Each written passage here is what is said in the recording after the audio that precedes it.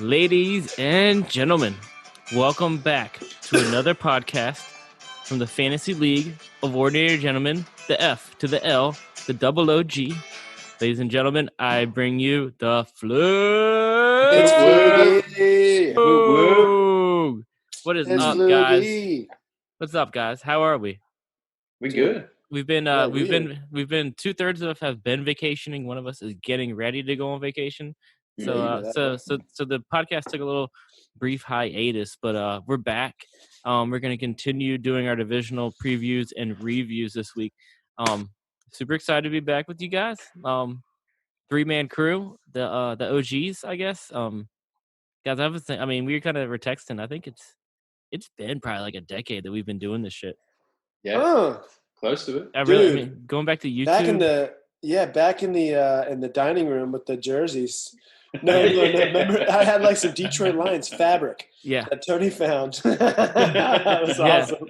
And then background, Gary's old garage. Mm-hmm. Oh yeah, like a newscast. Yeah. That random time I think I pulled my pant legs up and you guys caught me. You remember that? No, you don't remember that? Yeah, I like them all. Hey, boy. Oh, we got a podcast junior on here. Oh yeah. Oh, did you see this is a podcast? Say go Lions. There we go. There we go. Got to start them off young. Let's go around this trio real quick to my to the left of me in this gallery view on Zoom. Gallery view, a big improvement by the way. He survived Atlantic City. He survived New Jersey, which I guess you get credit for it on the reg, but I guess with everything going on in the world, you get a little extra credit. Yeah. He went to AC. He made some money playing some slots. Found on Twitter at Gars_Poetica. Ladies and gentlemen, I give you Mr. Gary Drakowski. Yeah. Ooh. What is slots? Are you a slots guy? Every other day, yeah. Like actually, dude, like it's so weird at the casino now because everybody has to wear. Obviously, you have to wear the masks and whatnot, but there's no actual table games like Texas Hold'em or anything like that. So it's only slots or like those little roulette tables or like a 3-card poker or shit like that. Some blackjack was in there too. It was fun. I mean, I won a little bit of money. The reason why I played this one game is because I played it on Grand Theft Auto in the casino area. What game? It's 3-card poker. Never knew how to do it until I played it on there. Just got lucky on some things and won a little bit of money. So usually when you go to casinos, they're passing out. I mean, as long as you're playing, you're pretty much getting booze. I mean, was that the same or no booze whatsoever. The only way you can drink is if you were outside the casino. Oh shit! They would have like a little bar area outside, or they actually had beer trucks outside too, food trucks too. It was totally different, dude. Everything is glassed up. Like, I mean, the roulette table, there's like sections off from everybody too. So, damn, dude, it's totally different. Pretty wild. Not too many people there like usual, but I mean, what do you mean by like times? You know, what do you mean by like too many? How many people do you think were like in there? We went there on a Thursday night, so I would say. I mean, it's probably half of like what would originally be there on a Thursday night. Was there? Did they limit how many people were coming in? No, not really. Okay. It was just, I mean, they just had to section it off and just be able to, be as safe as possible. I got you. But yeah, it was cool. Other than that, me and a couple cousins, Frank was there. Josh knows about Frank. We did a little bit of drinking there. Yeah, I got a little tanked because he decided to pull out some Evan Williams. Shit! Hellacious shots there. And, the next day, I was puking my brains out. Damn, Gars! It was a little too much. That's what's up. Well, you had a good time, all in all. Yeah, nice. Very fun. Back to reality. Yeah, back to reality, dude. And below me in this upside down triangle, beer pong, if you will. That sounds like a sex or wrestling game. Below me in the upside down triangle. Something. Ladies and gentlemen. Followed by a Hurricane Runner. Her shame. I'm just going to stop. Keep trying. I'm trying to make some sort of code. He is the strong guy, ladies and gentlemen. Yeah, that's right. Mr. Found on Twitter at Fantasy Hack, which Mr. Shane Gardner. I was just gonna say, I think you should run a little more with that name. It kind of I should get some. Yeah, you could be a good troll. Dude, he is one of the best when he gets involved. Dude, well, the problem is if I was like trying to personalize a fantasy hack, I would have a lot of the same ideas that I have now. Put $100 down on Darius Geis. That's pretty fantasy hack. That's pretty not good. Rodney Anderson could be the RB1 in the league if he only got a chance. That's pretty hacky. But maybe I should just run with it. Yes. You know what? It's not hack ideas. It's just things that'll never even get a chance to be proven. So you can't say I'm wrong. Yeah. It sucks, man, because both of those guys that you just mentioned, dude, they were solid in the college game. But now it's just hard because of their injury. Mm-hmm. Well, dude, Geis, we'll see if Geis is going to be injury prone. But you got to. So I've been thinking a lot about Frank Gore and Keenan Allen. Both of those guys were injury prone, you know? Like absolutely. Frank Gore, I can't remember what it was exactly. I think it was his knee, but I remember when he was into the league and I was like, man, I'm not going to take that dude. He's just always hurt. And now he's fucking 45. Yeah. He's going to be taking touches away from Le'Veon Bell this season. Yeah. Pretty crazy. Yeah, Keenan Allen was 2 years in a row. He went down, I think, week 1, both years. Yep. And ACL both years, right? Yeah. He's pretty much one of the best route runners in the game, too. So. Yep, no doubt. Yeah. Well, this year, Fantasy Hack, I'm sorry, I might have to change it to Fantasy Genius because I made some pretty good rookie moves, and I know there's a couple I'm right about. Oh, yeah. All right. I like it. And we're going to talk about a couple of them tonight. Oh, boys. Let's go, boys. Yeah. Well, all right, so like I said, we're going to do a continuation of our division previews and reviews. What are we drinking? Sorry, I'll pop off right now. It's kind of lame, but what you gonna do? It's Miller Lite. I mean, old staple, classic. If you're drinking a standard beer, I mean, that's probably the top of the chain, in my opinion. Well, me and my family always say it's Miller time because my mom's maiden name is Miller, so I can definitely get down on that. So. All right, Doris. Shout out to all Doris. Yo, baby.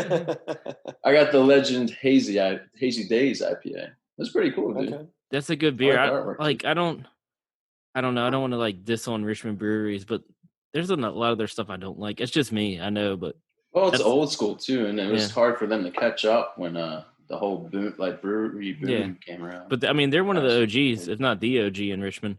Absolutely. Yeah, they were before Hardywood. Yeah, but speaking of, you went to Rich Brow not too long ago since they opened, right? Me? Yeah, a while back. A year or so ago. Shane and I went the first weekend it opened last year. It's been a year. They've been open for a year. That's right. But we went. Have my ID. Yeah, we drink on it though. But we went and and they still do it, which still is mind-boggling to me. They have more damn stouts, and they're cranking them out in the summer. I'm just like, that's the last thing I want to drink when it's 100 degrees outside. Yeah, give me something light, boy. Yeah, I have no interest. Not gonna lie, I can't drink those things those are IPAs on the beach anymore, dude. I went to Seltzers this year for show. Dude, I ain't gonna lie. Yeah, I mean, don't hate the game. Yeah, seltzers on the beach are pretty good. Mm-hmm. In your shandies. It's just Tito's and soda water, bro. That's what I'm sipping on the beach. All right, so I'm not gonna lie to you. I kind of just want to smoke some weed. That and some neat teats. You good? There you go. What you got there, Hixie baby? I have Clever Girl from Triple Cross Brewery, one of the fave of the pod. The Clever Girl, I think, is one of the staples at Triple Cross, but this West Coast variant is kind of a seasonal thing. So I had to get our boy Trey to scoop it up for us. Well, for us, I mean me. But anyways, I took one over. I took one over to your house Monday night. So I got to swig off the old thing. We got to celebrate Shane's son Otis, who was just on the pod, turned 3. So happy birthday! Seed 3, yeah. So y'all getting ready to celebrate to go down to Okra Wait, what kind of cake did he have? Fucking dinosaur, fucking dragon. Yeah, the dragon. That's a fucking dragon. Shane, do you want to tell that story real quick? I can't remember it. All right. I don't know why. I've been drinking all night. I'm not gonna be able to tell it. Honey, I'm good. Honey, Yeah, I'm there you good. go. All right, so here, well, all right. You want to hear the story of my son? He cursed too early, and it was hilarious. All right. Those are always hilarious. I love them. All right, boys. Well, so we're gonna do the AFC West tonight.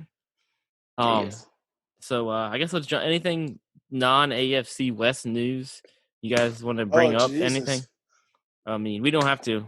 But other than a few players opting out for COVID and whatnot, it's just yeah. I mean, it's Sean starting. McCoy signed with TB today, right? Yep. Yeah. That's something. Yeah. I think that's big.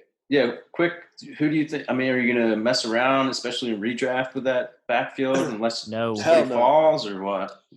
If somebody falls super late, I'll mess around with Ronald Jones. But it's got to be. I mean, I was kind of starting to get a little bit hyped for Ronald Jones, but this takes everything off. Yeah, no, man. No, I'm still Ronald Jones. I mean, this with the corona and everything. I mean, you got like Keyshawn Vaughn, like he doesn't have the experience. You know what I'm saying? Ronald Jones has been in this system, so I know it's another cook in the kitchen with Shady, but I mean, this guy knows nothing about the offense. Right. So, yeah, but he's got experience, and I mean, Ronald Jones knew about the offense last year, and I mean, he didn't do a whole lot. Yeah, well, I guess that's the way to say it too, Shane. With experience, I mean, you could probably put LaShawn right after Ronald Jones now, because I mean, just this year's been crazy as it is, and I mean, rookies probably don't have the opportunity as they would years prior. So agreed. Yeah.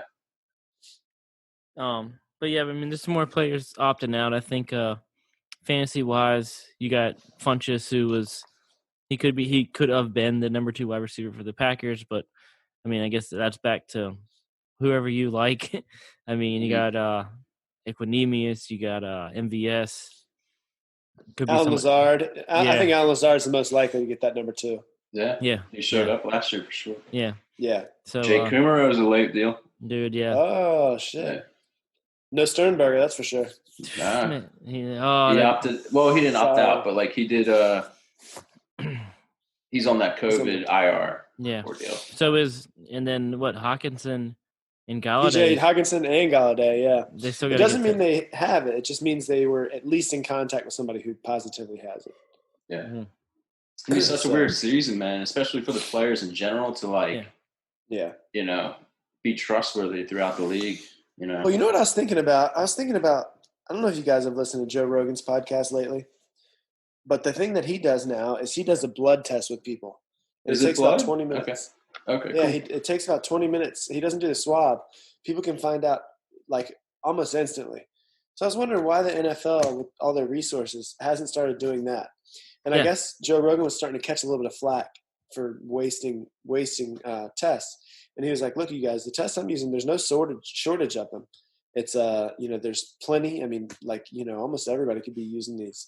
But I was just thinking, like, why are players waiting multiple days to find out if they have it? Like today, I think yesterday or today was the day they tested, and they're waiting like 5 days to figure out, who has it. But I would just think with all the resources the NFL has, they should be getting something very near instant. Yeah, I mean, I don't know results. Yeah, I don't know what happened today, but I think it was yesterday because the NHL, they've moved everybody to Canada, and they tested 4,000 some players, and it was 0 positives. Huh. Wow. So, I mean, so they're doing it right.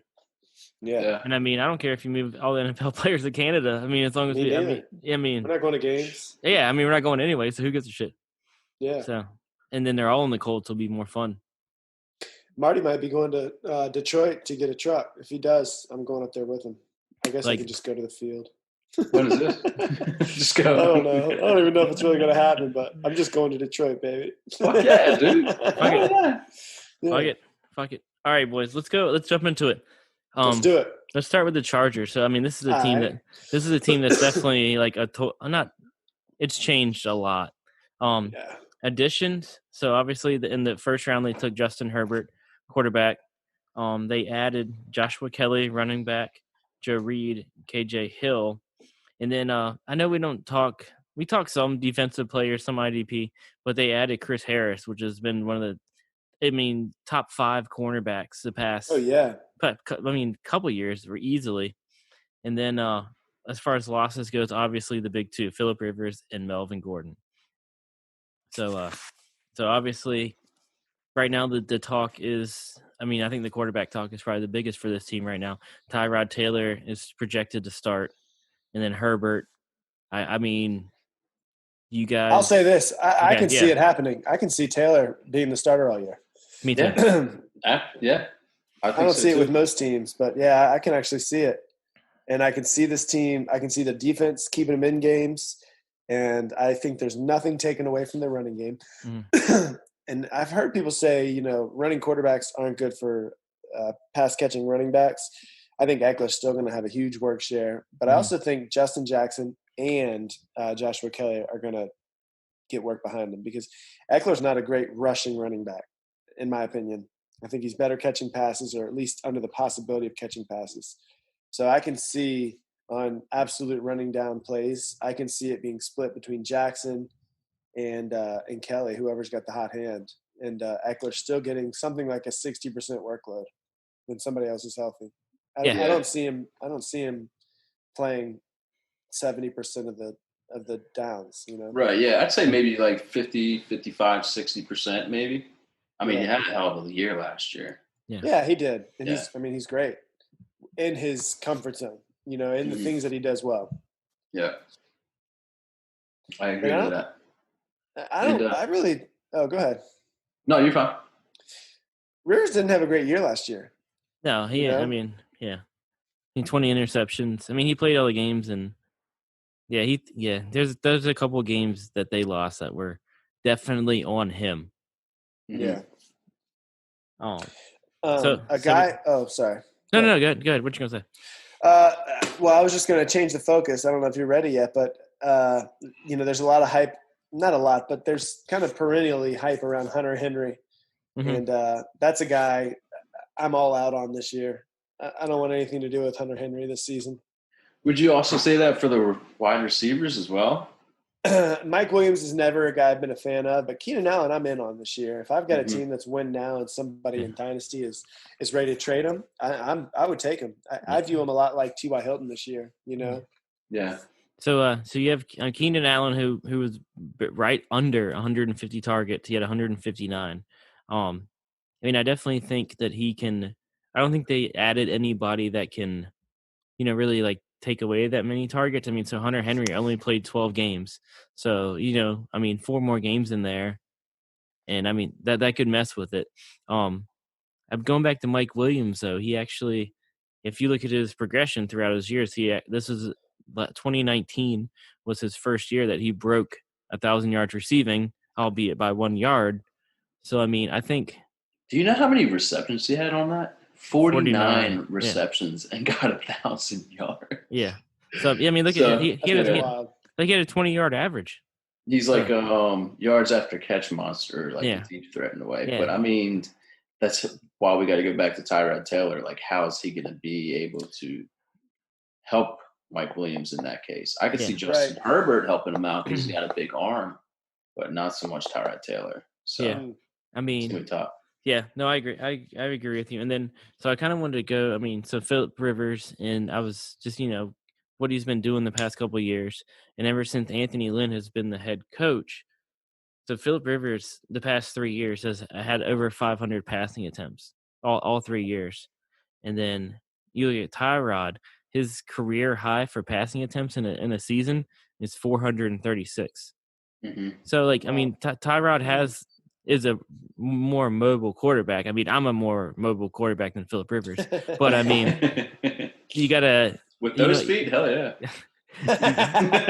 So that's something. Thank you. There's something I think you got to factor in. Tyrod is gonna. I think he's gonna run the ball. Is he gonna run the ball as much as he used to? Doubtful. But there's also a mix in there. With that said, I don't know. Like, what do you guys? This seems like a team that's going to have to run the ball a lot, And I mean, the more we look at it, the more kind of obvious that gets to me. Mm-hmm. This seems like a team that really is going to have to run the ball a lot. Yeah, I mean, I think people keep trying to pick. Sorry. No. Go ahead. What are you gonna say? People keep trying to choose one between Josh Kelly and Justin Jackson, and I mean, realistically, they really can both have a role. And maybe even a starter's role. I mean, if the three of them are all doing work, and I can see that Eckler much more than the other two, but if Eckler was to go down, and he's not a huge built guy, if Eckler was to go down, I mean, Justin Jackson or Joshua Kelly, one of them could become a monster. Yeah.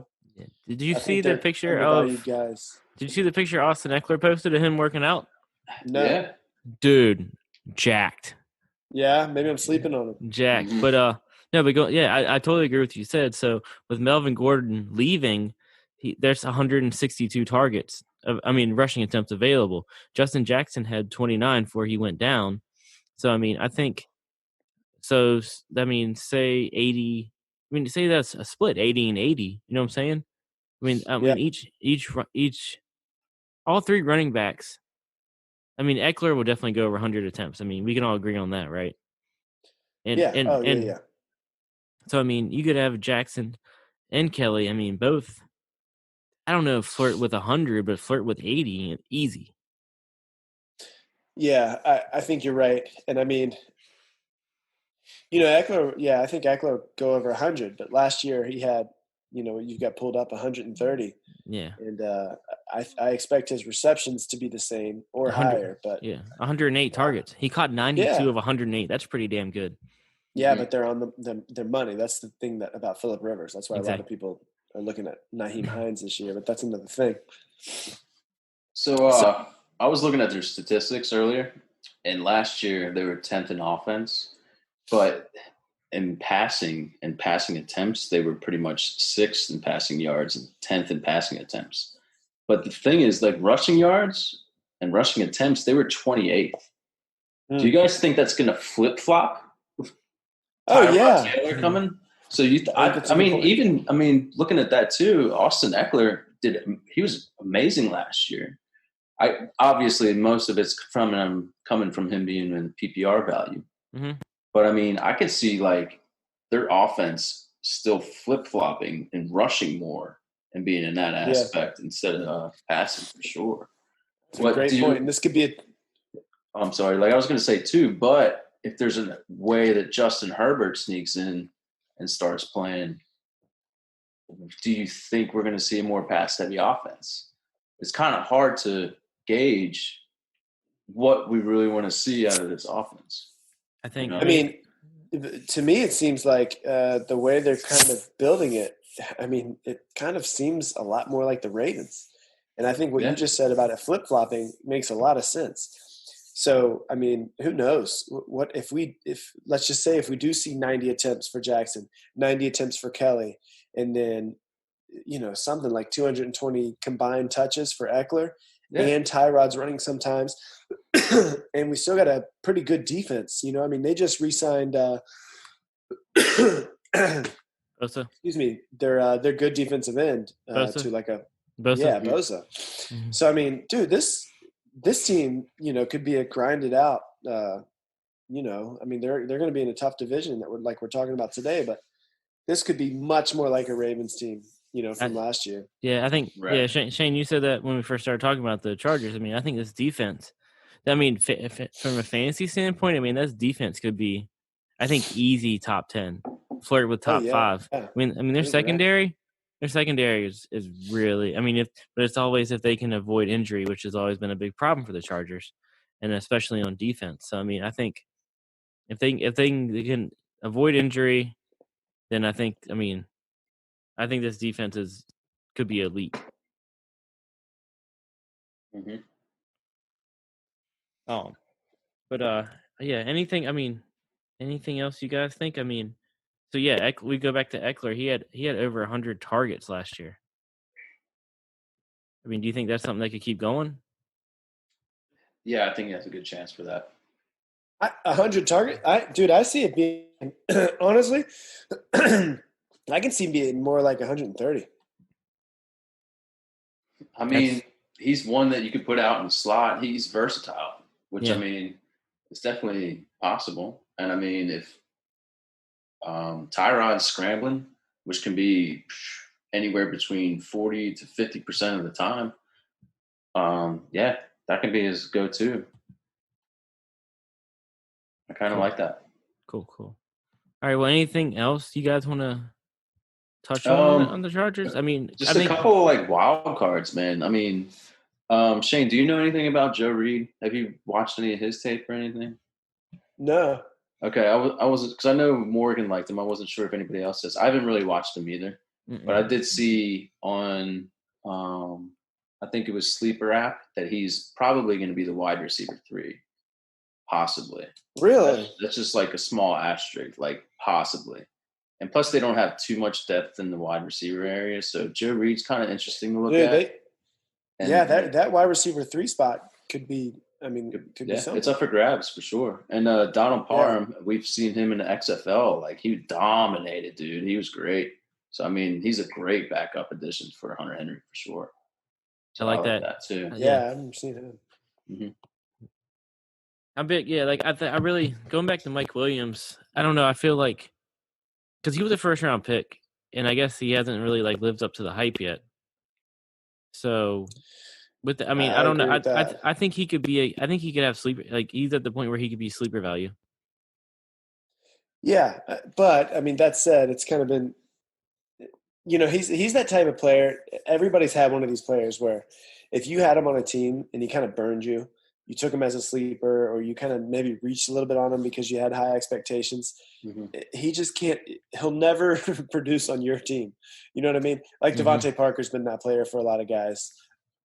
It's just when you have these players that just don't do what you expect them to do, you just can't go back. And I feel like Mike Williams is going to be that player for a lot of people. And I'm not particularly interested in taking him. No. I think he's athletic as hell, dude. He's a monster. It's just, I don't think he's on the right team right now, and he's also in Keenan Allen's shadow. So, I mean, there's a lot there, and you got Austin Eckler who's going to eat up targets. So it's really hard to gauge on, like, if he was going to be my wide receiver 3, maybe a bench spot, I'm fine with that. But other than that, I'm not really looking towards him, Yeah. To tell you the truth, I don't even like him as wide receiver 3 just yet. Yeah, I agree. Yeah. I agree. Although he had a great year, but also too, which is kind of interesting, he only had 2 touchdowns last year. Yeah, and it's so weird because Keenan Allen, he's had 6 at the most, except for his rookie year. I think he had 8 on his rookie year. But it's just, I don't know if it's the red zone or what, but I mean, it seems like they look to the running game, or I mean, I'm sure they dish it off to probably like somebody like Hunter Henry when it comes to that red zone opportunities too. So yeah, I don't know. Just the wide receiver. I love Keenan Allen. He's a hell of a player, dude. Like I said earlier, hell of a route runner. But it's just it's hard if he's like a Julio Jones. Can get all these yards, but he's not going to get any touchdowns. So yeah. And we want somebody who's going to get some touchdowns for sure. Yeah. Although he is fired up right now, he was kind of talking some smack on Twitter. See that, dude? I love what that's worth. Yeah, he was talking shit to Mike Evans and Chris Goodwin. Did you see that? Oh yeah, your boy Goodwin. He had a misprint. He put Chris Goodwin, so it was like some kind of kid from like South Carolina, some white kid. It's just like misprint. That's so great. Yeah. Godwin had a good laugh. He's like, "Yeah, I think I'm a little bit better than Chris Goodwin too." Don't mind if I don't.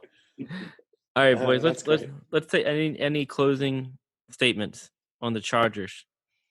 So, who are we looking at? Who do you guys picture having in this offense? Say it again, Gay. Like, who's the main player or 2 that you're going to take out of this? I think Eckler. Besides Eckler, who are you going to? Would you go with Keenan Allen or Hunter Henry? I think Keenan Allen can be. I think, like you said, like people are kind of turned off by him to some extent. So I think, I mean, if in a 12-team league, if he falls to you in the 3rd or even the 4th, I mean, that's crazy value. Mm-hmm. I think in the 4th for sure. Yeah. Yeah, I mean, a guy that I would be excited about if I could get Eckler, maybe like late second. I don't think that's possible really, but that'd be something I would be excited about. But there's so many handcuff type running backs that I'm excited about this year, and I think Justin Jackson or Joshua Kelly. I'd be extremely excited if I can get him in the last round. If there weren't guys that I like more there, or if either one of these guys kind of hits waivers, I'm gonna be jumping on it, man. Jumping on it quick. Absolutely.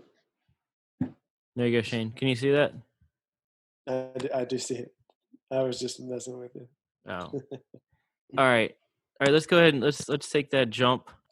Let's go over to the Broncos, guys. A team. It's time. Yeah, they have a lot of time. They have a lot of hype.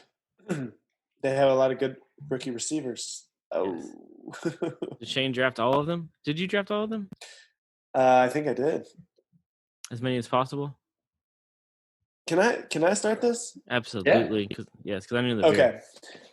Okay, good. Go get a cold beer. All right. First of all, Jerry Jeudy is incredible. He's phenomenal. I mean, I think he's already the best route runner in the league. All right.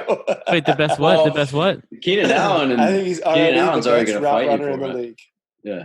Dude, Keenan Allen ain't shit compared to this dude. Obviously he's going to need some polishing. But Jerry Jeudy is just sick. I mean, I can't wait. And here's the only problem. And we kind of have to wait until Hicks comes back because there's so much to say about this Broncos team. Mm-hmm. How in the world are there going to be enough footballs for this team?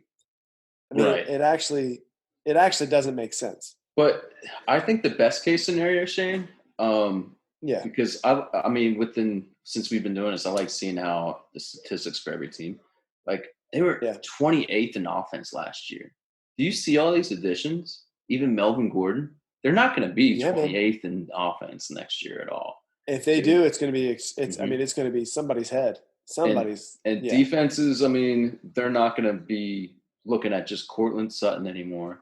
They're not just going to be looking at Philip Lindsay anymore. Two people you probably only had to take care of. Royce Freeman was getting touches. Mm-hmm. But now you got to worry about, like you said, Jerry Jeudy, which I think he's polished, dude. He's ready to have a great year. He could have it. Man, he's great. And I think Drew Lock, dude, throwing up gang signs like he did last year, dude. Why not? Okay, here's the problem. Let's just say two times a year, the Broncos are going to be playing these Chargers that we just talked about. Okay, let's just make a hypothetical here.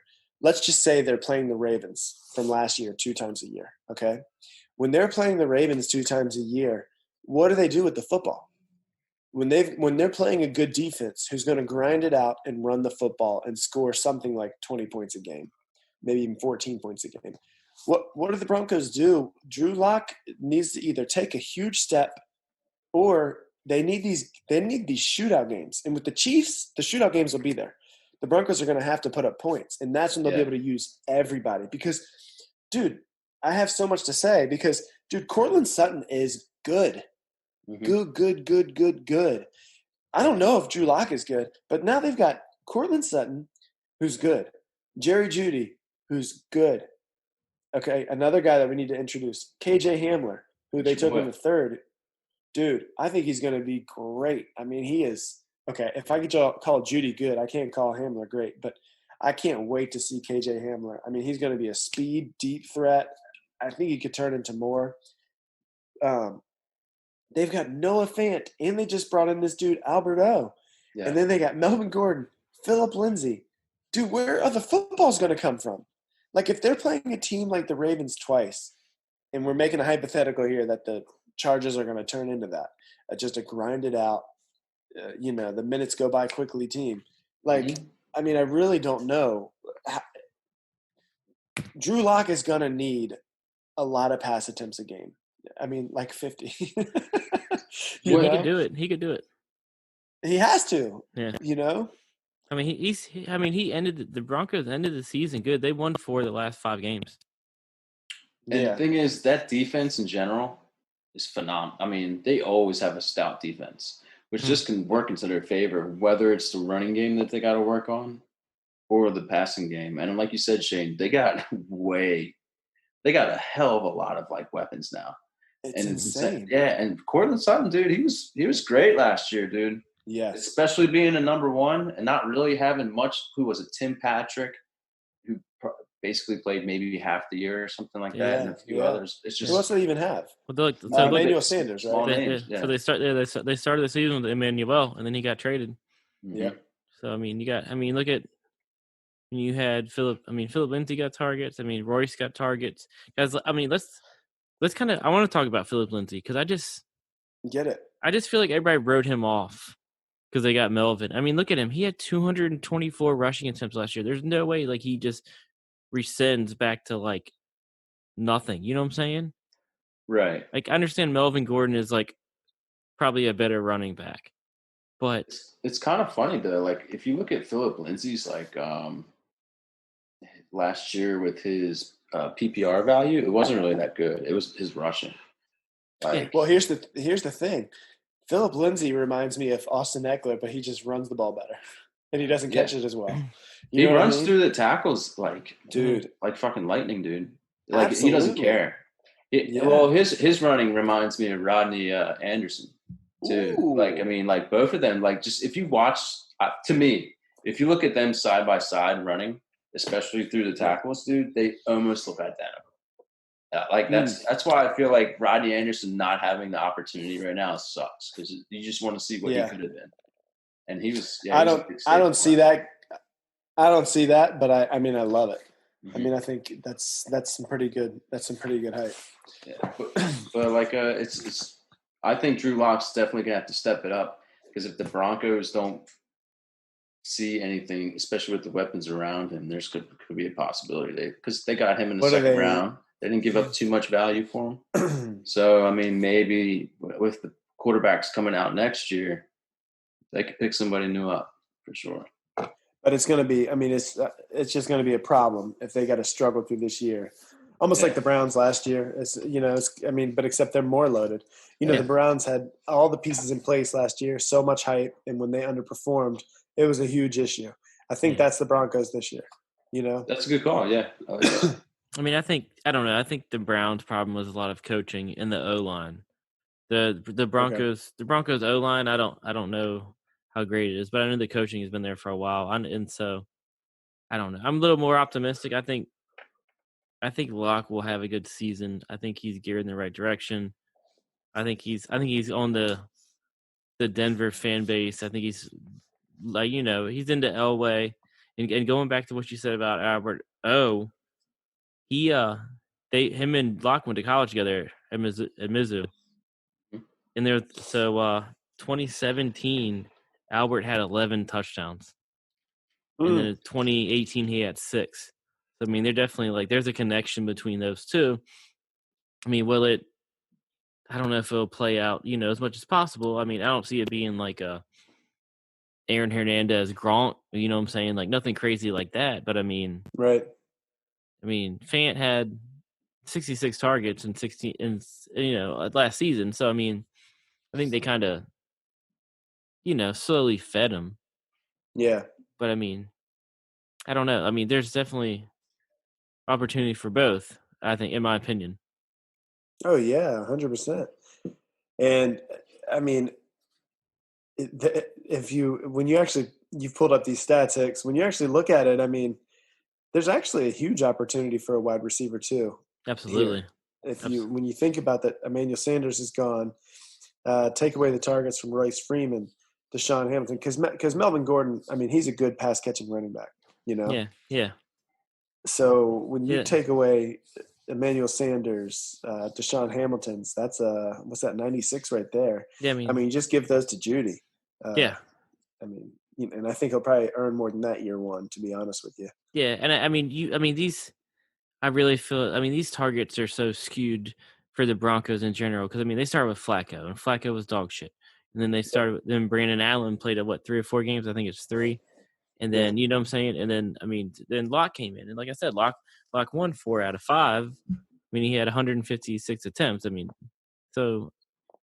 like I said, I think everything points up for this team, and I think could this be a mouth to feed situation? Absolutely. With the receivers and running backs. There's so many. Yeah. It's going to be fun. Yeah. I hope Locke can get it done. I just really hope he can. Because I'm so excited. Yeah, I'm so excited for this team. I like Sutton, Judy, Hamler. And, I'd really like watching Noah Fant, too. And I'm excited to see Alberto. Dude, what the fuck? This team is hype. Well, did you see the rest of their tight ends? They even got, of course, Jake Butt. And they also have Nick Vannett, too. Yeah. So, And they had that guy a couple years ago, Jake Butt. Don't sleep on Jake Butt, too. Mm-hmm. Like you said. But they had another – Troy Fumagalli. You guys remember Troy? Yeah, Fumagalli was hyped too. That guy was supposed to be something. Mm-hmm. Yeah, there you go. Yeah. Dude, they got 6 good tight ends. Yeah, I know, right? Jesus. It's like Chicago. Yeah. Oh, wait. Chicago does have great. Chicago got rid of Shane's boy. Adam Shaheen? No. Thumb yeah, the Barnacle. Oh, yeah. Ben Barnacle? Baumgartner? Berniker? I don't even know about that guy. I thought you were talking about the guy who looked like his face looked like a thumb. Yeah, that's what you always said. Oh, yeah. I thought you were talking about the guy from the Eagles. I thought they traded him. Trey Burton. No, Trey Boo. He's in Indy. Yeah, that's right. Yeah, she left Chicago and went to Indy. Mm-hmm. Bust. Well, I don't know. For Chicago, he was. For sure. For Chicago, yeah. He should have gone back to Philly. Well, to tell you the truth, it's kind of funny. He went from Philly to Chicago, which is kind of like Andy Reid, just like, what's his name? Doug Peterson was. And now he's going to where Doug Peterson had, what's his name in Indy? Who's the head coach in Indy? Why am I? Frank Reich. Frank Reich, yeah. Yeah, Frank Reich. Yeah. He was there when Trey Burton was there when they won the Super Bowl. So. Yep. It all goes around. Flat circle, Gary. Yep. Yes. That's how it goes. 7 degrees of Andy Reid, boys. Let's go. Love it. So, all right. So Shane, you kind of hyped up Hamler. So, like in a redraft, would you draft him? Where? In redraft, I'm not. I'm not because all my late round picks are going to be stashing running backs for COVID situation. So where are you guys? Every single one. Where are you guys drafting Judy in a 12-team redraft? Okay. I'd say almost, if not the 6th, maybe the 5th. See how I'm looking earlier rounds, to tell you the truth. That feels early to me, but so I would take Judy. Probably like 8, 9. Oh, sorry. I would take Judy before a guy like Watkins. Yeah. Yeah. I don't know where Sammy Watkins is going, but I'd rather have Judy than that. Late. Oh yeah, that late. What about? I think Judy can be a top 36. I think he can be a top 3, like a wide receiver. Back end wide receiver. Where you guys drafting Sutton?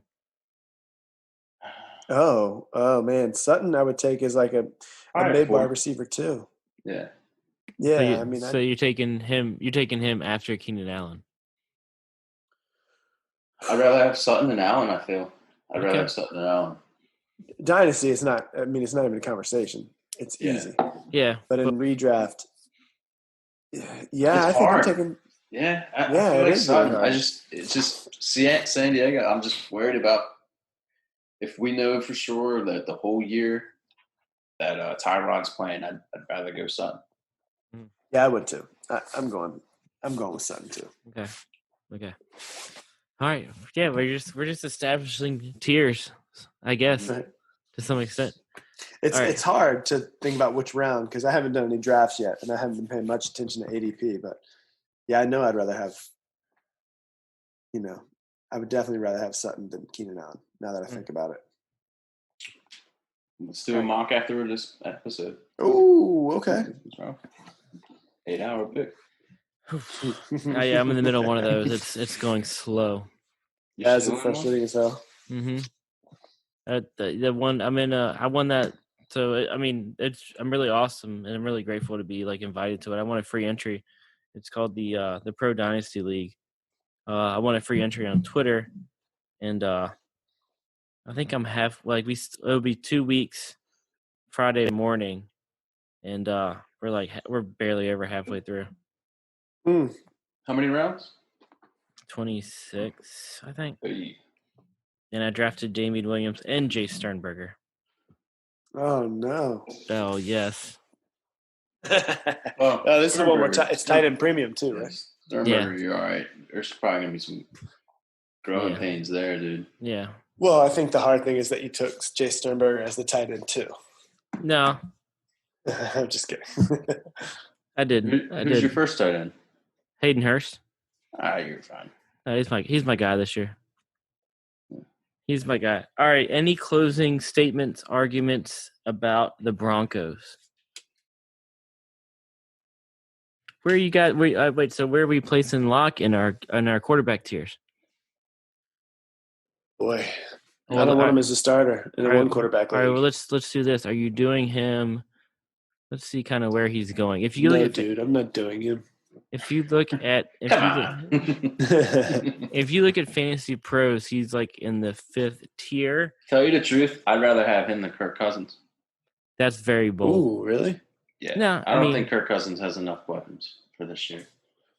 Okay. All right, so let's go. Would you rather have Locke or Garoppolo? Drew Lock. Locke or Baker? Baker, probably. If Baker's probably the smart move, I'd go with Drew Lock just for the upside. Locke or Goff? Goff. Yeah, Goff. Okay. All right. Let's do Locke or Daniel Jones. Wait, can I say Jones? This one? Yeah. I'm kind of at like a push between the two of them. You know what? I'd take Locke over Cam Newton. What about Roethlisberger? Roethlisberger, for sure. Yeah. Big man. Okay. All right. I'll stop there. Yeah, you will. Yeah, you will. All right, guys. All right, we're done with the Broncos? I think so. Honey, I'm good. I'm good. Mm-hmm. All right, then let's jump to the Raiders. We should have brought Jared on here. Oh, let's call shit. Too little, too late. Yeah, you're right. He's probably playing Warzone. What's that? It's a Call of Duty game. It's like Fortnite. It's what Phil plays all the time. Oh, okay. So, all right, guys. So let's see what the Raiders kind of did in the off season. They added Henry Ruggs in the first round of the draft. They followed up with Lynn Bowden, Brian Edwards, some guys that have a lot of hype, I think. They added Marcus Mariota to light some fire under Derek Carr's ass. They added veteran tight end Jason Witten, and then wide receiver, formerly of the Eagles, Nelson Aguilar. Losses, running back DeAndre Washington, who we'll get to later. I'd like to start with Carr because I think obviously, like we said, the fire's kind of under his ass. He did have his best completion percentage of his career last year. So I think Gruden and the staff are, I think, tweaking him. You know what I'm saying? They're improving him to some extent. And throughout the draft, kind of like the Broncos did, they definitely added lots of weapons. So, I don't know where you guys want to start. Probably a good focal point. Let's start with Josh Jacobs, who is a beast. Yeah. All right, there you go. Thank you. I know Gary's a huge fan of him. Well, just because I got him in the rookie draft last year. Yeah. Since I had 101. Yeah. Other than that, it's the only thing is he going to take the next step? We already know he's great at rushing, but is his PPR value going to be able to extend from last year? He only got 27 targets, and he caught 20 of them, which granted was like 8 yards per reception. But now you're looking at Jalen Richard that's there, and the new rookie who came in the 3rd round, Lynn Bowden. Yeah. And Lynn Bowden is like a switch army knife, dude. He's an interesting guy. He could be a running back, a wide receiver, and dude, I don't know if you've seen, but he played quarterback too. Oh shit! I didn't know that. Dude, he was spectacular.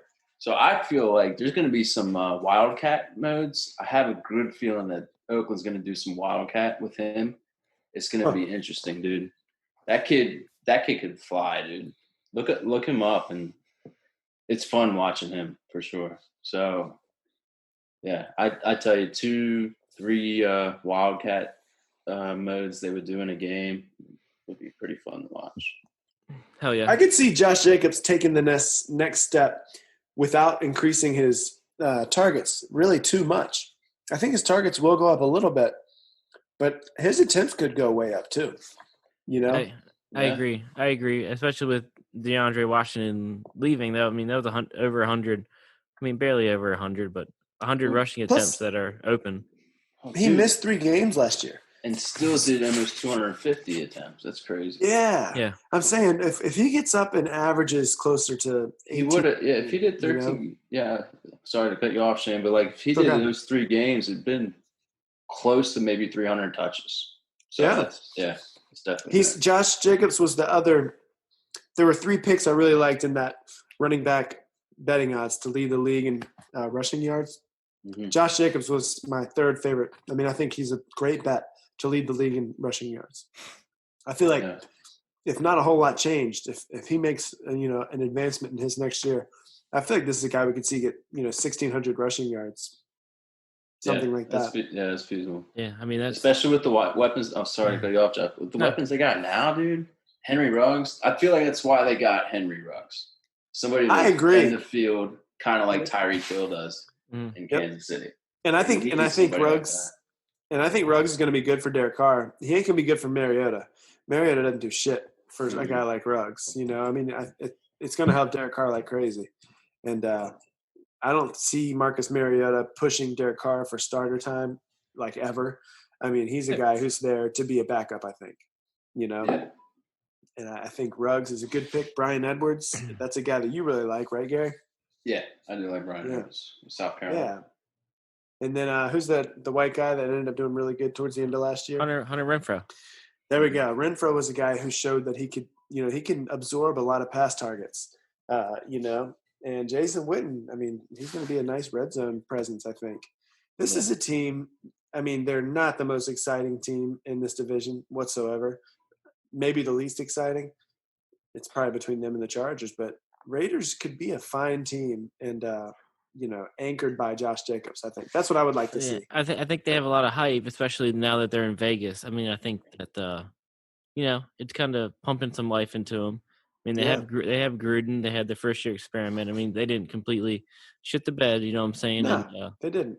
I mean, and Darren. I mean, let's talk some Darren Waller. I mean, this guy, he came out of nowhere, and look at this guy.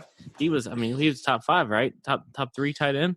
I mean, I think he was number 3. I mean, his touchdowns. He only had 3 touchdowns, but I mean, 1,100 yards. I mean, this guy. I mean, he just went ape shit out of nowhere. I mean, let's be honest. Yeah. And I mean, I definitely see him being. I don't see why he couldn't be another, top 5 tight end again this year. I mean, I think I'm not too scared with Jason Witten there either. No, no. Anyway, it's good for him to have a veteran presence there to maybe up his game in ways too. Yeah. And to be honest, I mean, both of them, both Darren Waller and Jason Witten, can definitely teach Foster Moreau, who probably could be a stud later on in life. He's a deep the other stash. thing is, dude, he had 5 touchdowns last year. Holy shit! Deep stash in Dynasty, I think. Foster Moreau. And I think the important thing too is that if Waller starts getting less targets, it's probably a better thing for the Raiders. If we got more rushing attempts for Jacobs, and then if Ruggs, I mean, how many targets could Ruggs get? I mean, if Ruggs can get himself up towards 90 targets this year as the wide receiver 1 on this team, they didn't have a clear wide receiver 1 last year. Right. Yeah, it's Tyrell Williams who, I mean. Yeah. And look at the targets he got, which weren't really that's what I'm saying. feasible for wide receiver 1, yeah. And he was hurt pretty early on. Well, never mind. He played 14 games. I thought he left a lot of games early. I could be wrong. But if they've got a guy, if they got a guy who's going to be catching, I don't know, if they got a receiver who's going to be catching 90 passes, that's good for a team, and it's got to be good for Jacobs with somebody stretching the field. Come on, Absolutely. man. No, yeah, yeah. It could be a good thing. It could be a much different offense than we saw last year. Well, I feel like Henry Ruggs is going to be the focal point for the wide receivers, but I'm looking at I feel like there's going to be a heavy rotation between Tyrell Williams, Hunter Renfrow. I mean, as much as I'm an Eagles fan, and Aguilar too, he's pretty savvy as a slot receiver. Might not have the hands that everybody would love him to have, obviously. But, I mean, I think he's still fairly legit to get those at least, I'd say, 60 targets, 70, maybe kind of like Tyrell Williams got last year. And then Brian Edwards, I think he'll probably get like 40 targets. But I think the focal point for the wide receivers is definitely going to be Henry Ruggs. They're going to Aguilar's always been a guy. Field, all the time. Go ahead. Aguilar's a guy who's been able to put together a couple good games almost every year. I mean, he's going to have those sparks every now and then. He's not going to be anything phenomenal, but he's going to. Right. Yeah. I like that. I mean, I don't know. There's a lot of hype on all these rookies. I mean, Tyrell Williams. I mean, I don't know if you don't look at it, and then now you look at it. I think the thought that he got 64 targets, you're like, holy shit! Like you figured he was a guy that probably flirted with 100, if not 80 to 90, easy. You know what I'm saying? I mean, I wonder if like this. I mean, he almost gets so phased out. Could be, man. He could be cut. You never know. Yeah, I mean, Renfro. I mean, he was a late round rookie pick that kind of. I mean, he proved his value. I mean, he's. I don't think he's going anywhere. I mean, I think 71 targets is what he had last year. I mean, I think that's. Mm-hmm. I mean, I think that's. And he got going late, like you said. Yeah. So I think that is good numbers right there. I mean, I think he could be a good late round, wide receiver flyer pick. Sure. But I think the main thing you see when looking at how their targets were distributed, there just weren't a lot of explosive options. Exactly. Yeah. And as good of a tight end as Darren Waller was, you want somebody explosive. I mean, we've seen that around the league, especially in the AFC West. In order to keep up with this division, you're going to have some speed or a running back who just gets to be unleashed, 20 attempts a game or something like that. Yeah. And I would really love to see that for Jacobs. I think it could really be something good. Yeah. Yeah. No, I mean, I like it. I mean, like we said, there's opportunity for Jacobs. I mean, like I said, DeAndre Washington is gone. 100 rushing attempts left. I mean, available. So, I mean, that goes to these two. Bowden, Edwards. I mean, I think they're going to get theirs. Are they redraft league draftable late? I think, but I think they're definitely, with everything going on in the world, you need to keep an eye out. I think, and however your league's going to do what they're going to do, if they're going to add bench spots, if they're going to add like COVID spots, like those two guys, I think should definitely be the top of your waiver wire. Bowden's a guy I would draft and redraft. Okay. He's the one I'm favoring right now over Richard. And I just think he's more, like you were saying, Gary, he's kind of more of a Swiss Army knife. And Jalen Richard's always been somebody who I like for his pass catching role. But he's kind of like think about Duke Johnson. He's like Duke Johnson. I mean, for Richard, you mean, or for for Richard? Like, I mean, he's only going to have his moments periodically, And he's a pass catcher, and he's kind of slippery. You know what I mean? Mm-hmm. But he's not somebody you're going to hand over the running between the tackles. Yeah, that's right. And Bowden, if he has a chance to do that, I just said how much I believe in Jacobs this year, but if something happens to him, God forbid, or I mean, if Bowden's a good pass catcher, we've seen Richard kind of get phased out in years past. Yeah. What do you guys think? Like, do you think this could be Derek Carr's best season of his career? Sure, it could. Easily. He definitely has the best talent around him I think he's ever had. Yeah. It seems like. Yeah. I mean, he had Amari at one point, but. It seems like with Henry Ruggs and Hamler with the Broncos, they're really trying to catch up with the way Kansas City does things too. 100%. Yes, burners. It's like the Broncos and Raiders have gone that route. The Chargers are all like defense. Yeah, that's right. Opposite. Yeah, they're trying to slow the game down or Mhm. speed it up with rushing, Yeah. but they had to add to their defense too. Yeah. So let's kind of do what we did with Locke, comparing him to other QBs. Let's compare Josh Jacobs to some other running backs and see where you guys are drafting him. Should we do? Do you guys want to do redraft or dynasty on this one? Redraft. I think Yeah, that's better. let's do redraft. Okay. Yeah. All right. So let's do Josh Jacobs or Chubb.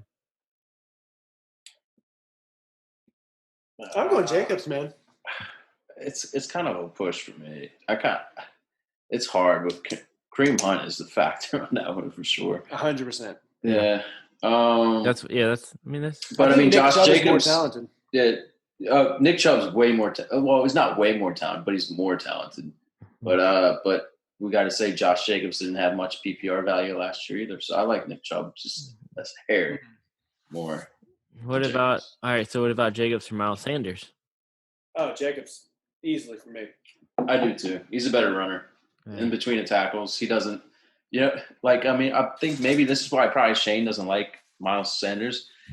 Early in his career last year with Philly, he would run 8 yards laterally before he'd run forward. Like he wouldn't go hit between the hole when he should. Yeah. Like you. But there it is. But honestly, he would just just shake off to the left or the right. He would go outside. And they're closing the whole time. Yeah, I don't like Sanders. Yep. Yeah, I mean, just for that factor, that's why Miles Sanders. I feel like that's why Philly maybe possibly is still looking for a vet, like a banger. Yeah, to go through the tackles because he's not willing to do it at times. It should have got shady. This should got shady. He did learn at the end of the season a little bit more, but there's still skepticism is the word that he's going to be able to do it. So Shady's gone. I know, that's what I'm saying. They should have got him. They had opportunity. Should have. I thought you said they still one that's out there. That'd be great. Yeah. All right, so let's do. What about Jacob? Man, Jacobs or Kenyon Drake? Oh yeah, that's Jacobs for me easily. If it's PPR, it's Drake. If it's just straight up standard, I'll do Jacobs. Guys. I mean, who does standard anymore? Let's maybe 5 people in the world, but I mean, we're PPR. We are PPR babes. All right, yeah, I'm gonna have to go Drake. I mean, we eat crepes. Come on, we're PPR. Because I would probably do Drake over Chubb, just for this year. Yeah. Gary, can you please wear the sunglasses every pod now? Well, if Shane does. I'll get it back up. Hey, if the price is right, the flight's tonight. Let's go, baby. You know that's right. All right, let's do so what? You're taking Drake over. Is Drake's getting that hype, huh? I'm gonna do Drake over Chubb just because Kareem Hunt, man. Wait, you did Drake over Chubb? Yeah. And Jacobs. Yes. I like Drake. I'm on the Drake hype train. I think that offense is gonna be banging, boys. So you agree with that, Josh? He looked fucking stellar. I'm taking Drake. I'm taking Drake over Jacobs, not Chubb. And not only that, they got Nuke there too, DeAndre Hopkins. Yeah. And Fitz, and I mean Christian Kirk. I mean, he can play a defense as much as he wants to. And Hakeem Butler. Yes. Oh boy. Ooh, maybe we'll see. You never know. You know, it's funny. To me, Christian Kirk is just as ridiculous as Hakeem Butler. Gary keeps on mentioning him like he's something, and I'm just keep on thinking like, dude, when are you going to stop mentioning Christian Kirk? I think I like Christian Kirk. He's talented as shit. He's pretty talented. He's not Odell Beckham. He's not going to be anything like that. He's young. Could he be a wide receiver 2? Yeah, maybe late wide receiver 3 or early wide receiver 3 possibly, but he's not going to be in the wide receiver 1 tier unless he's the lone guy for a team. I don't see it. Yeah, I don't see it either. All right, let's do one more. Josh Jacobs or Eckler?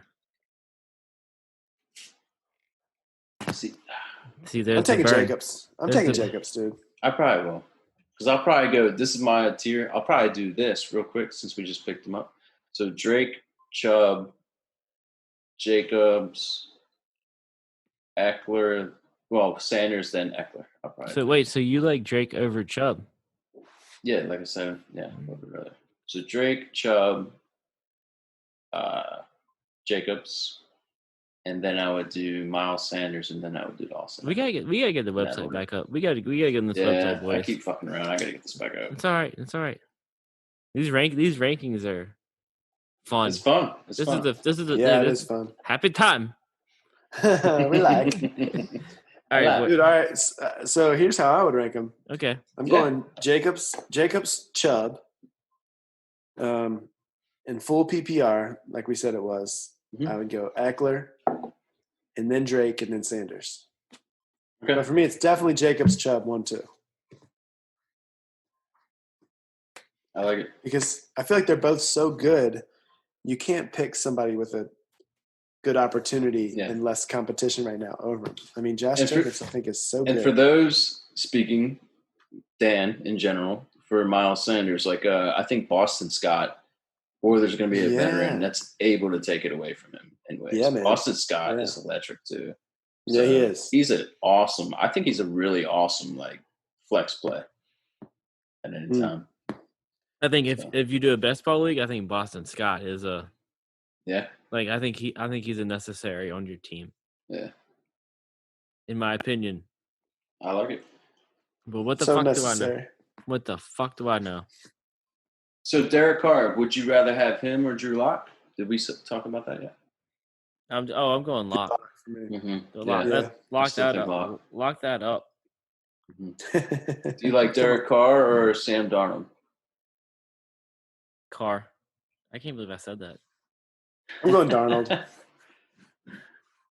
Still. Yeah, I think it's a watch for me. It might be a push. I like Darnold better as a QB, but it's just I think Derek Carr has better weapons. That's all it is. Yeah.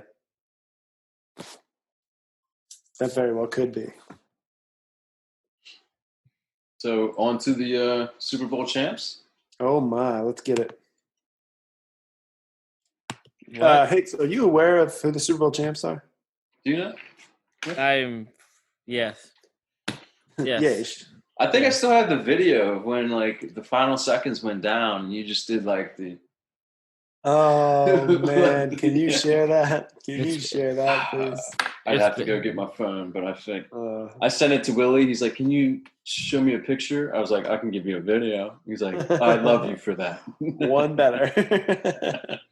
Like, Gary's mom called me.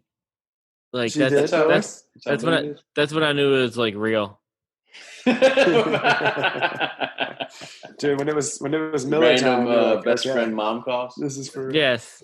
That's amazing. So I mean, it was. I mean, you guys don't need. I'm a broken record, dude. Especially when they were down into the fourth quarter, it was fucking amazing, dude. It was, and then you know what I did? What? I started pounding.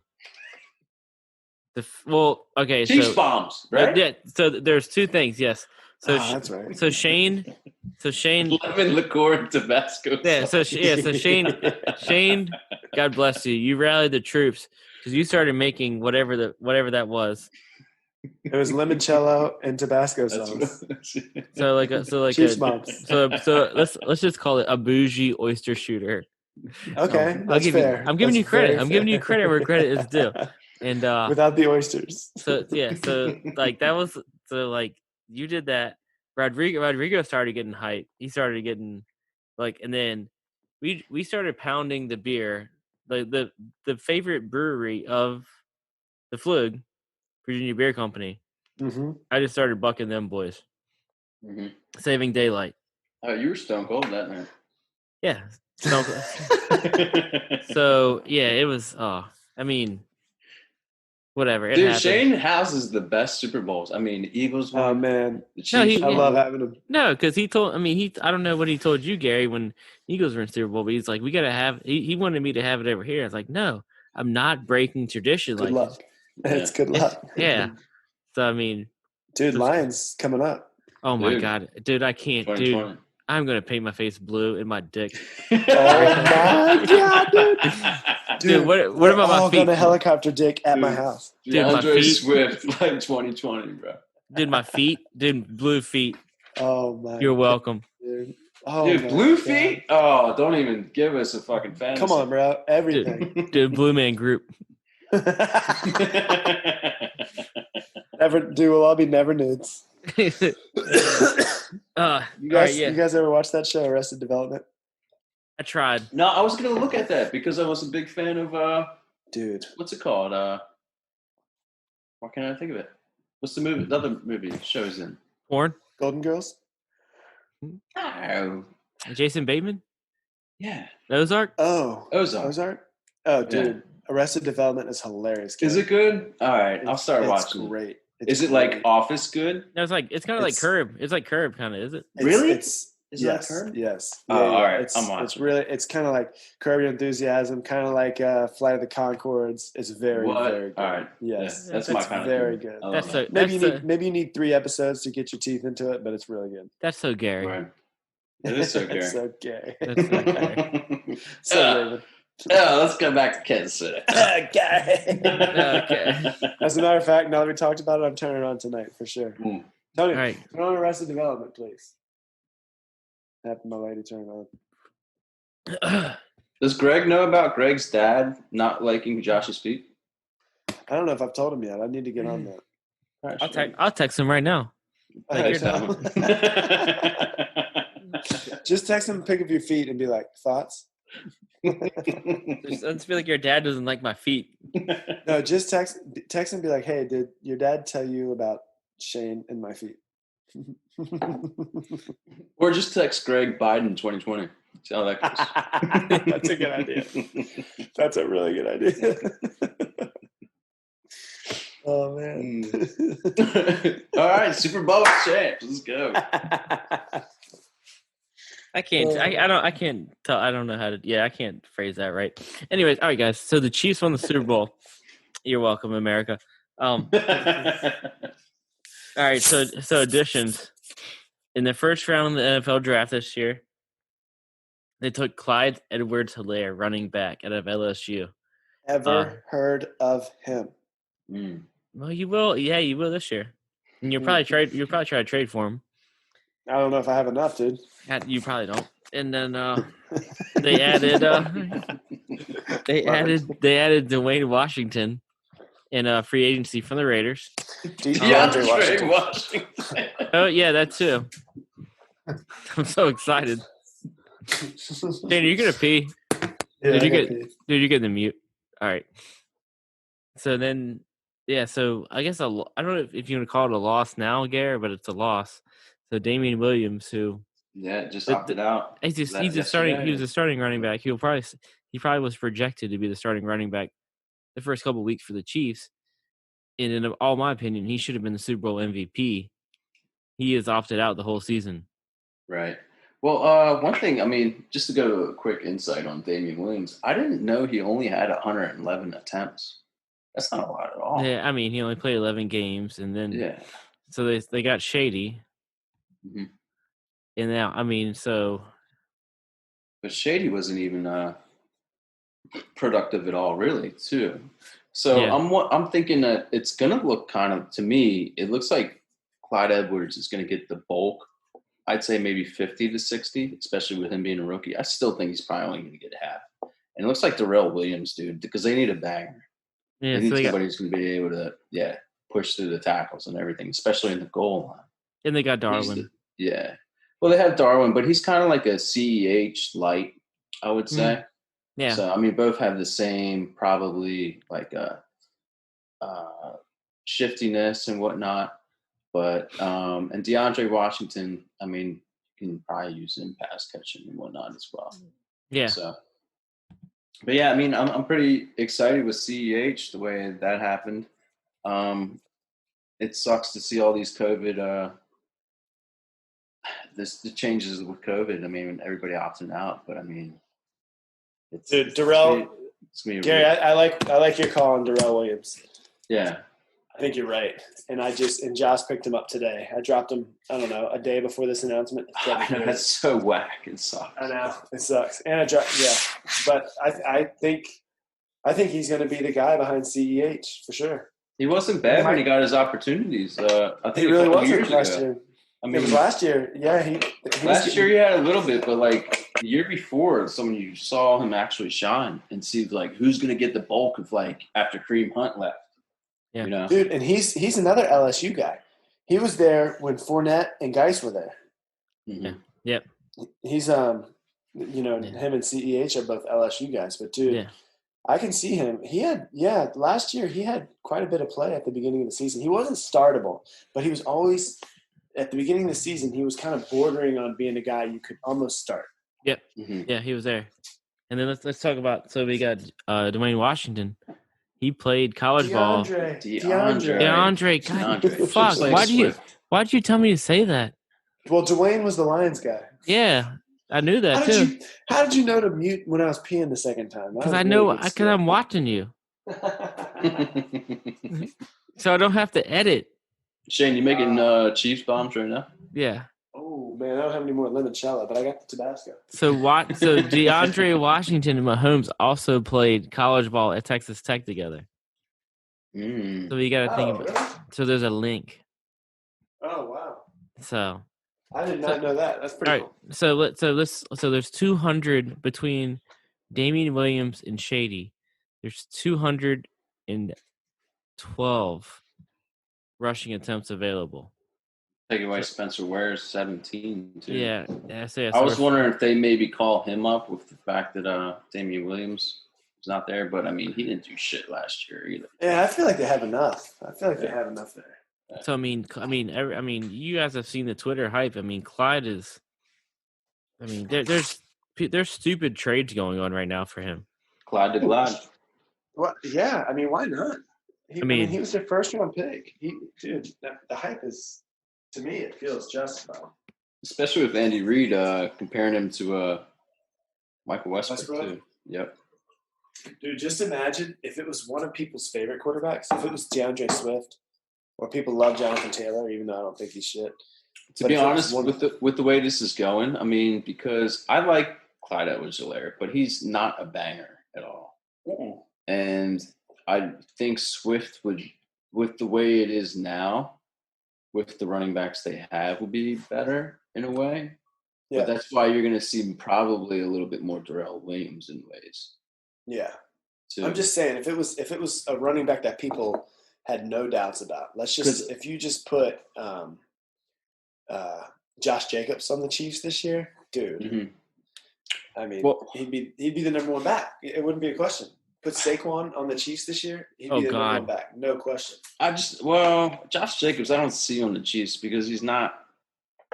They look to pass catch, but like other than that, I was gonna say, what was I gonna say?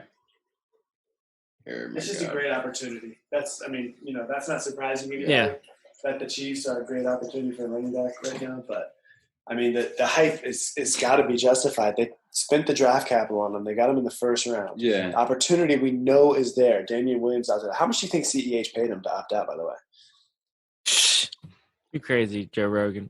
Yeah, you think so? I mean, that it kind of is Joe Rogan. It's kind of a conspiracy. Yeah.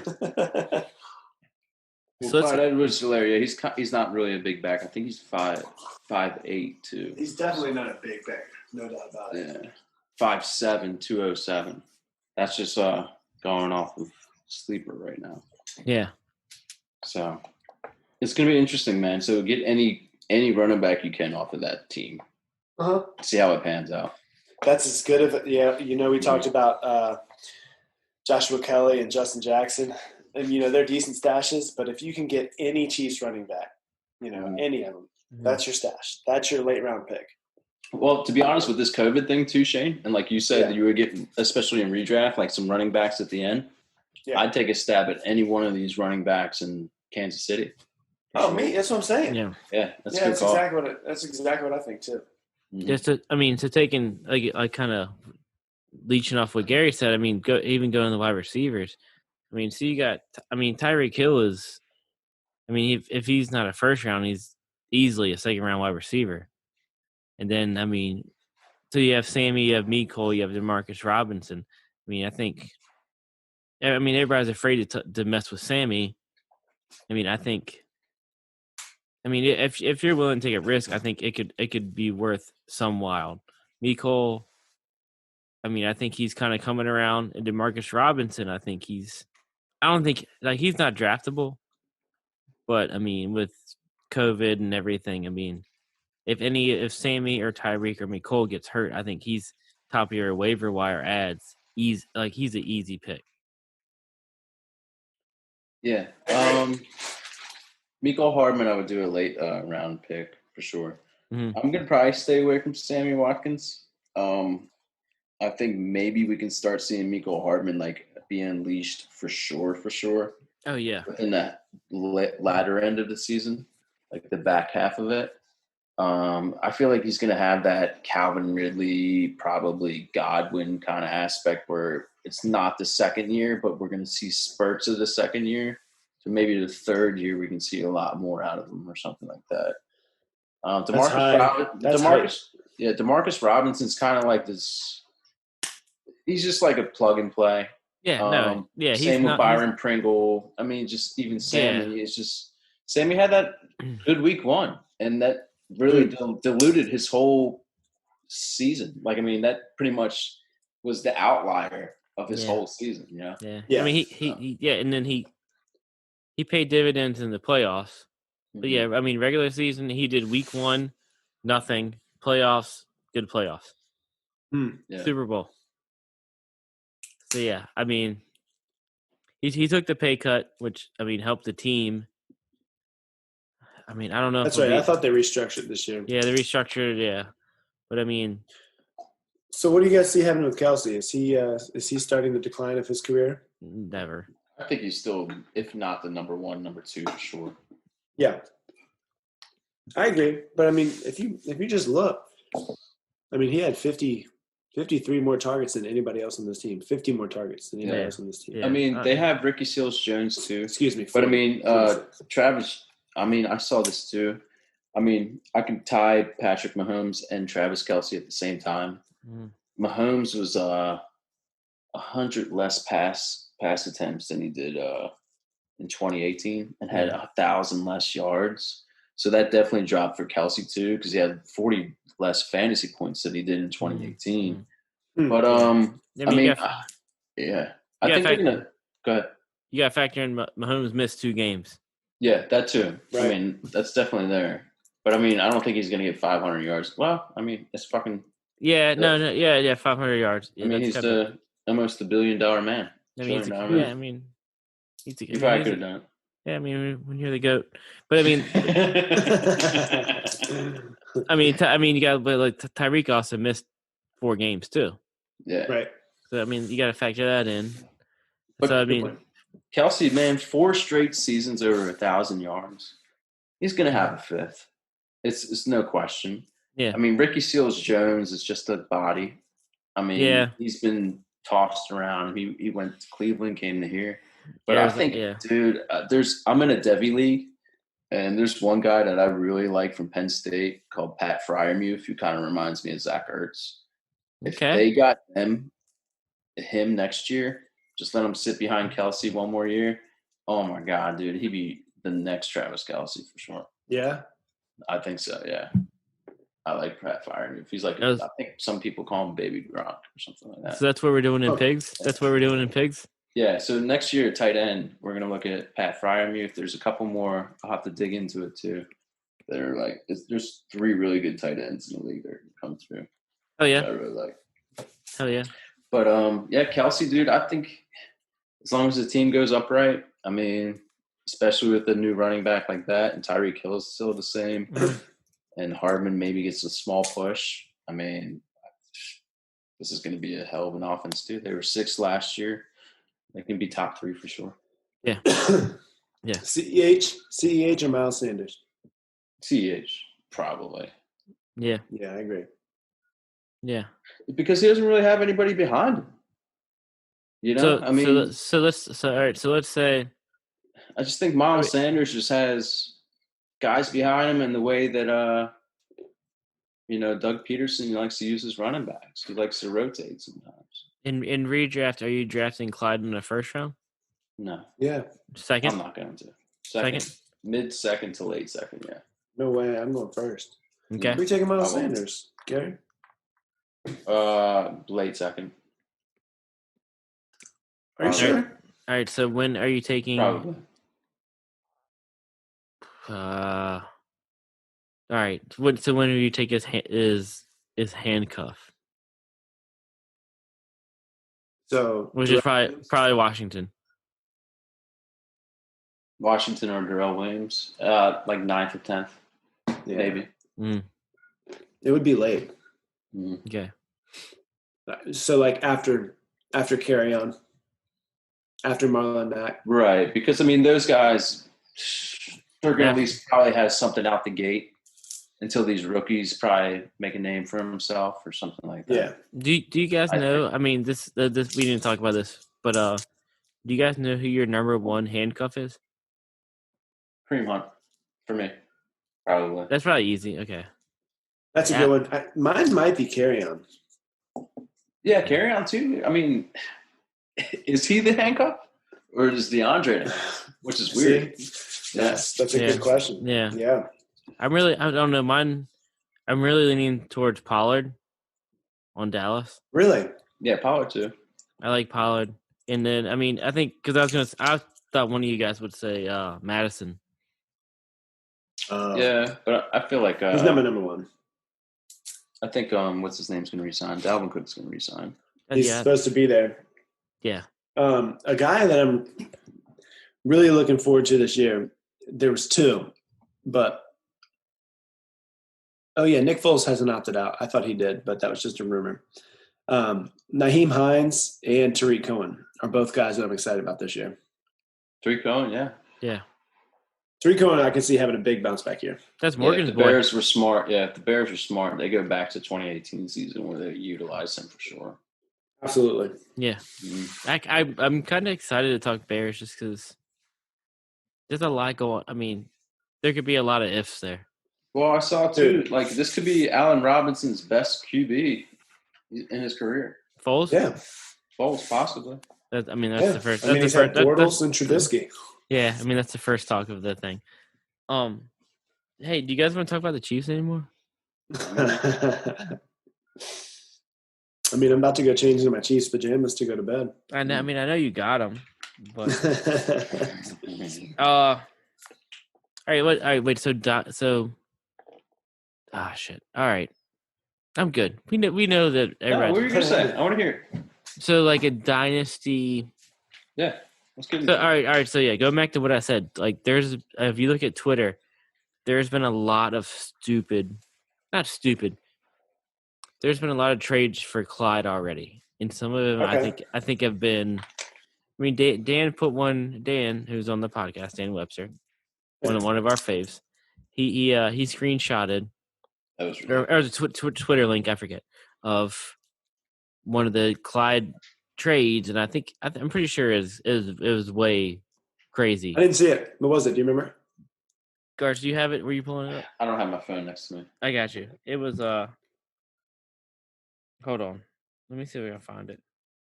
Sorry, Doggy. No. It was like AJ Brown. It was like. It's like 220. No. Here you go. It was AJ Brown, Jonathan Taylor, and 2021 first. I think that's just too much. No, sir. So I mean, let's say. I think in Andy Reid's career with running backs, I saw something online. I think it was Ian Hartitz who does the Pro Football Focus podcast. Yeah. He did out of all of Andy Reid's running backs, he only produced two running back ones, actual running back ones. Yeah. Is Kareem Hunt one of those? No, it was all Brian Westbrook back in the day. Dude, Kareem Hunt was not a running back. Kareem Hunt was like 6th, maybe even 4th. One of the two. And then remember, he was the number one overall running back. Yes. Yeah. Yeah. Dude. But CEH, I can see like a top 10. Yeah, top 10. I think is definitely. Dude, I think he's top 6. Possibly. Yeah, he's gonna be good. Yeah, it depends. What I mean, like I said, 5'8". I don't think he's gonna get 60% of the touches. I don't think. And do we need to talk Next about year, possibly. Do we need this year they're going to ease him. Do we need to talk about the number one quarterback or not? You mean Patrick Mahomes? Yeah. Or Dan's number one? I mean, we know he's a beast. Yeah. I see him. I mean, he should go back up to his numbers before last year, right? So if you were in a super flex dynasty startup, okay, were you taking Mahomes or Lamar? Whatever. I'm gonna take Mahomes, dude. Mahomes. I'm going to. I mean, because Lamar, I don't really trust him throwing on the outside. That's why you've seen a lot from what's his name, the tight end, Mark Andrews, and then you've seen a lot. You can see a lot probably from Devin Duvernay this year too. You didn't see anything from Miles Boykin. You could probably. I will say that his deep ball is good. That's why you've seen Marquise Brown be able to have pretty good fucking stretches. Yeah, having great catches too. Mm-hmm. But when it comes to the outside, I don't think Lamar's as accurate. But Mahomes, he's not as savvy or as electric as Lamar. He doesn't have the rushing ability as Lamar. But I'm surrounding Patrick Mahomes over everybody for the rest of my team. Yeah, for sure. Yeah, I think he can make it happen. He can make it happen. Yeah, I would probably take him one overall if I was doing a dynasty super flex startup. You wouldn't. I think Mahomes is the one overall.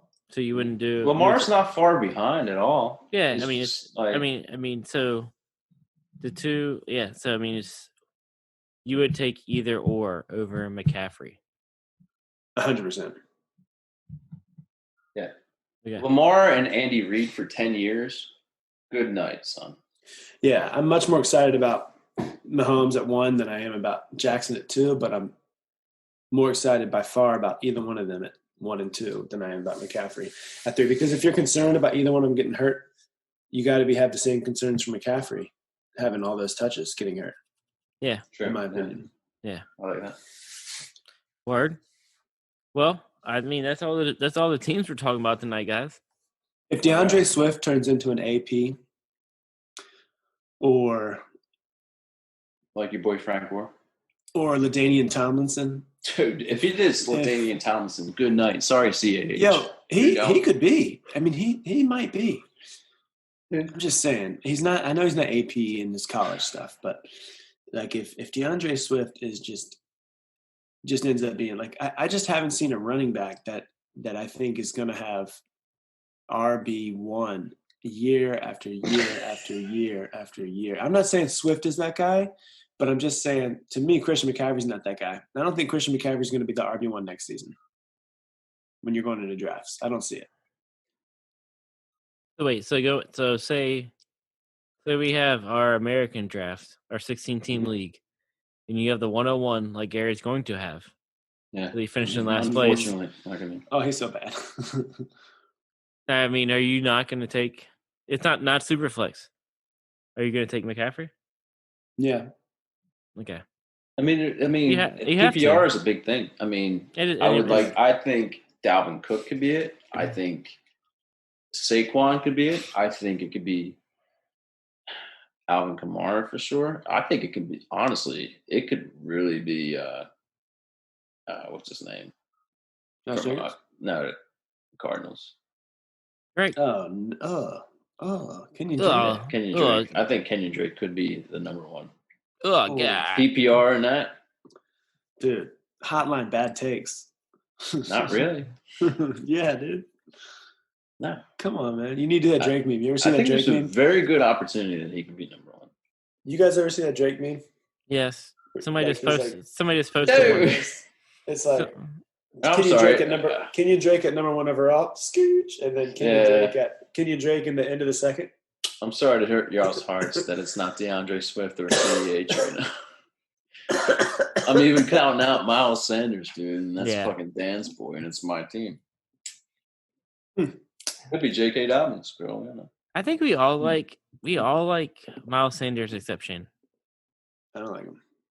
Well, Shane had him in one league, right? Nah. You had him last year. Who? Hell no. To the no. Hell no. You didn't have him in that one league? Mm-mm. What, in Flug, maybe? No, you had him in Chupa? Yeah. Maybe. I have no idea who I had in Chupa. Nobody good. No, Ain't got nobody good on my team either. Well, now y'all. No, Shane, you passed off your team. It was good. Hell to the no. I think you had some stud. You had some stud wide receivers. But wide receivers are really good. Anyways, yeah, that's for another day. All right, guys. I guess we're done with the AFC West. Anything else you guys want to know? All right, Josh. As the world's best commish, what do you think people should do about the COVID? So, thank you for the compliment. I don't think I am, but so we definitely. I think that You're my favorite commish easily, by the way. Thank you, babe.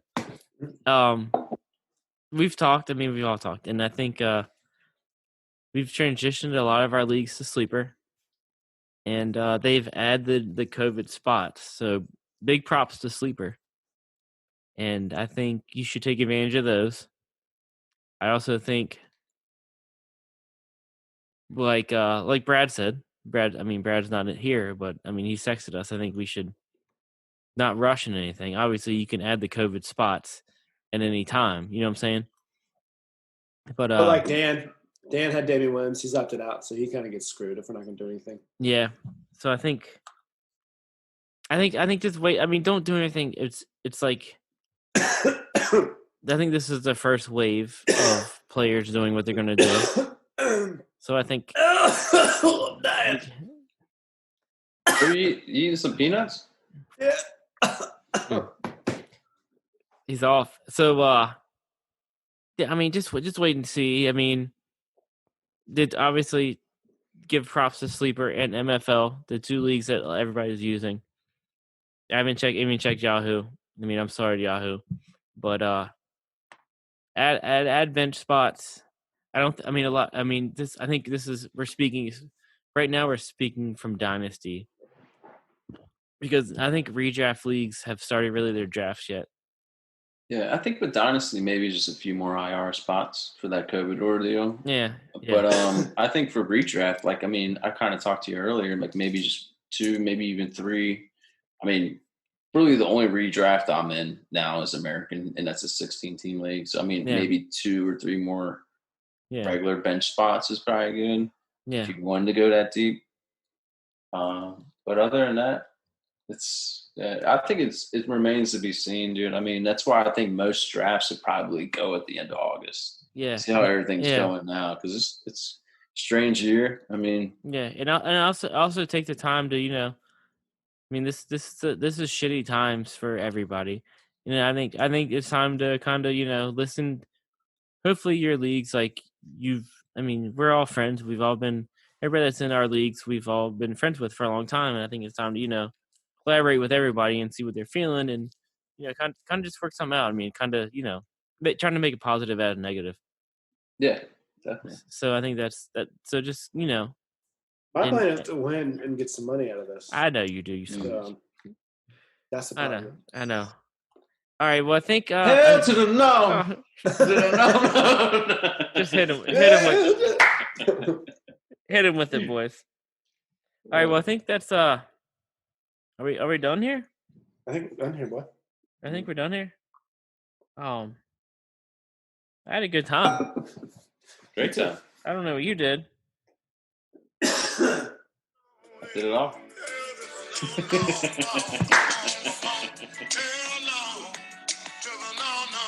Look at them maters. Is that a tomatoes? Yeah. Tomato season, boy. Yo, where's Gary Shane? Oh, Gary's outside. Josh met him. I know he did. He said a picture.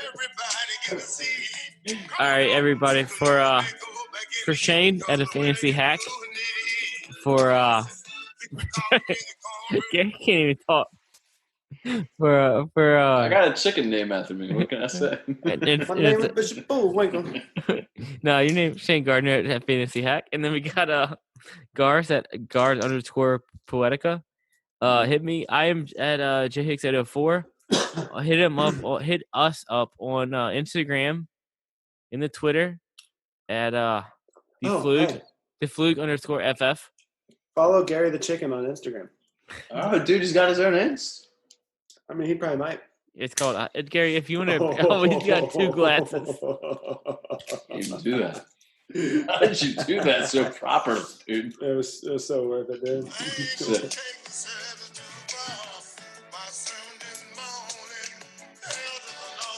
All right. Well, hey, isn't it Zach Morris that has this multiple pairs of sunglasses? Zach Morris is trash. That's on YouTube. You ever seen that? Yeah. It's on Netflix too, isn't it? Is it? I don't know. I think so. Oh. I guess. All right. We're gonna leave you with that. We're out. Everybody, thanks for listening. And we'll be back. Subscribe, Instagram, Spotify, Podbean. All of the above. Every single one. Yes. All right. Thank you.